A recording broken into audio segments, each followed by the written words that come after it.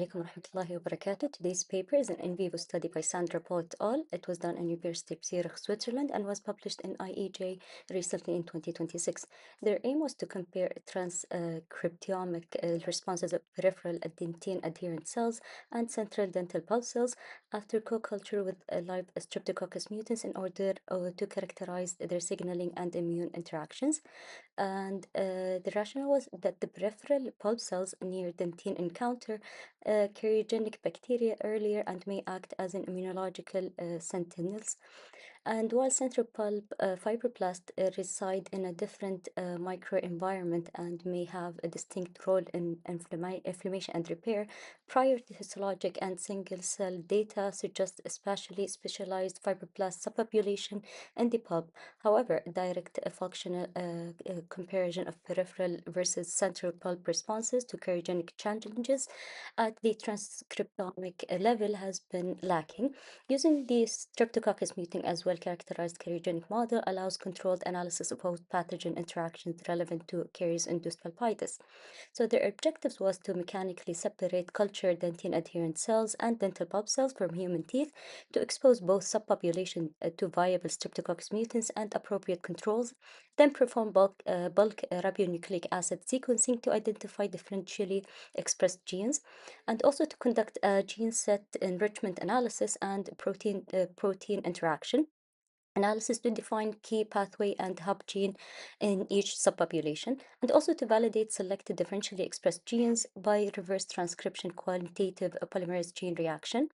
So their sample size and population was teeth healthy, non-curious third molars, and the donors were six systematically healthy adolescents, three females and three males, aged from 13 to 16 years old. The cell sample dentine adherent cells and dentine pulp cells derived from each donor, each subjected to Streptococcus mutans exposure and control conditions. Their methodology was to the part of the tooth cell isolation. They did a central pulp tissue was removed from extracted third molars to obtain the dental pulp cells. A dentine adherent tissue at the dentine pulp interface was mechanically scraped to obtain dentine adherent cells following previously described protocols exploiting the structural weakness under the odontoblast layer. And for the culture and stimulation, primary dentine adherent cells and dental pulp cells, cultures were established and co-cultured for 6 hours with viable Streptococcus mutants at 2 times 10 to the power of 8 colony forming units per milliliters. And for the controls, parallel cultures were exposed at gamma inactivated Streptococcus mutants or left untreated. And for the polyadenylated ribonucleic acid, libraries were prepared with Illumina-treated messenger RNA, prepped and sequenced on Illumina Next Sequence 2000 platform. For the bioinformatics, reads were processed and analyzed using the differential expression sequencing 2 for differential expressions with threshold of absolute log 2, fold change, and what's greater than 1.5 and adjusted the p-value to less than 0.05, including the batch effect correction. So their pathway analysis, their gene set enrichment analysis, and protein-protein interaction network analyses were performed to identify enriched pathway and hub genes in each cell type. Their validation was selected differentially expressed genes and colony-stimulated factor 2, RAP20 members RAS, oncogene family, adenylate kinase 4, chemotaxin,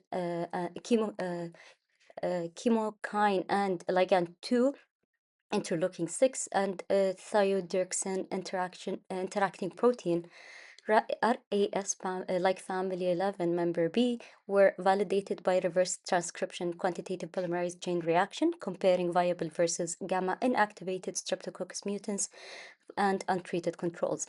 So, and their main result were only viable streptococcus mutants induced marked transcriptomic changes in the dentine adherent cells and dental pulp cells, where for the gamma inactivated bacteria and unexposed cells show no comparable shift.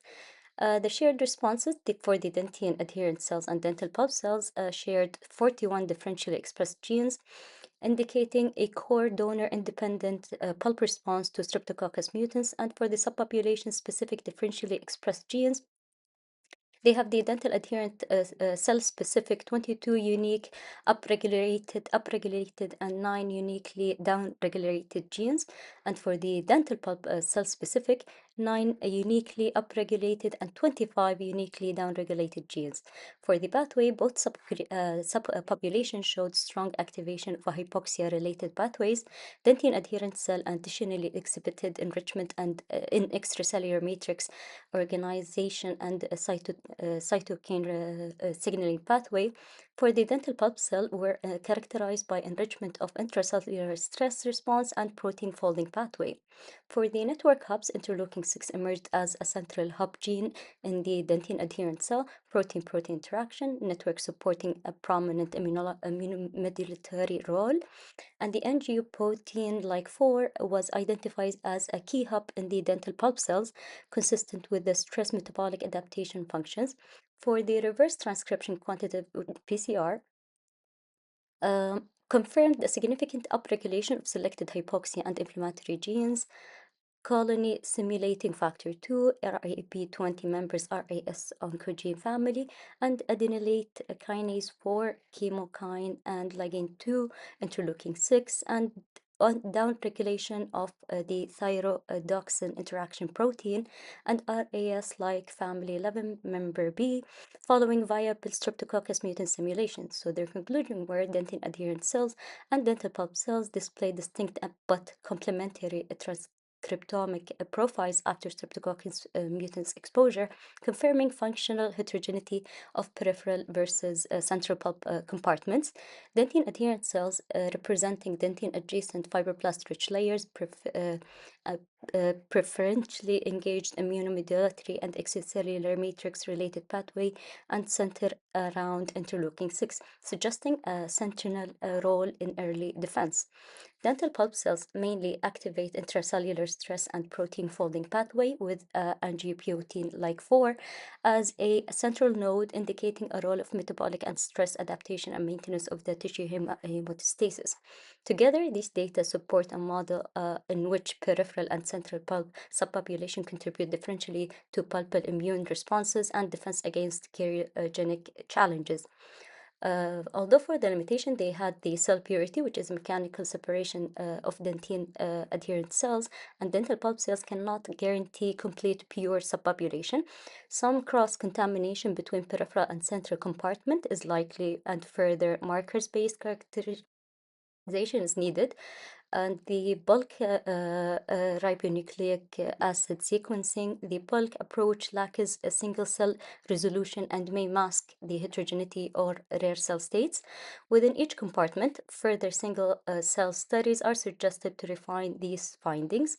And the model as well, it is an in vitro model, co-culture with Streptococcus mutans, does not fully replicate the complex in vivo pulp microenvironment, including vascular, neural, and multicellular immune interaction. And thank you.